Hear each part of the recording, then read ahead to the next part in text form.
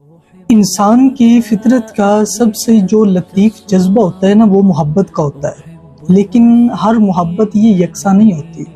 کچھ محبتیں وقتی طور کے اوپر ہوتی ہیں، کچھ خود غرضی کی بنا کے اوپر مبنی ہوتی ہیں، اور کچھ ایسی بھی ہوتی ہیں جو فنا سے بچ کر ابدی حیثیت اختیار کر لیتی ہیں۔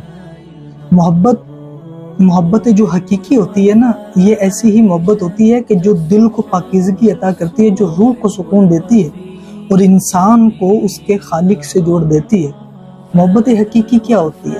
محبت حقیقی یہ ہے کہ جو خالص رب تبارک و تعالیٰ کی ذات سے محبت ہو جائے، جو نہ مفاد کی طلب کے اندر ہو، نہ وقتی تسکین کی خاطر ہو، بلکہ یہ وہ محبت ہوتی ہے جو ہر حال کے اندر باقی رہتی ہے۔ آپ خوشی کے اندر ہو نا، لیکن محبت حقیقی باقی رہے گی۔ آپ غم کے اندر ہو، محبت حقیقی باقی رہے گی۔ آپ راحت کے اندر ہو تو محبت حقیقی باقی رہے گی۔ آپ مصیبت کے اندر ہیں تو محبت حقیقی باقی رہے گی۔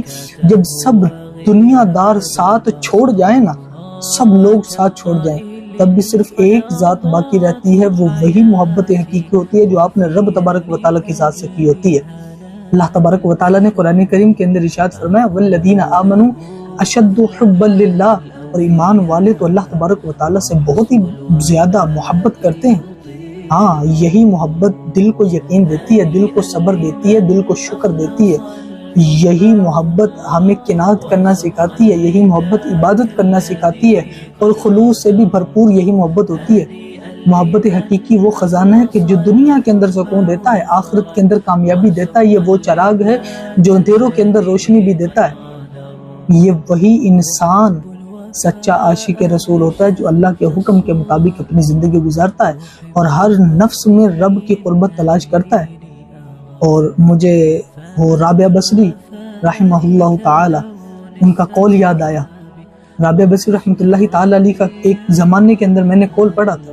اس کا مفہوم میں فرماتی ہے کہ اگر اے میرے مالک و مولا، اگر میں تیری راہ کے اندر سجدے کر رہی ہوں، تیری عبادت اس نیت سے کر رہی ہوں کہ تو مجھے جنت عطا کر، اے میرے مالک و مولا مجھے جنت عطا نہ کرنا، مجھے جنت سے محروم رکھنا۔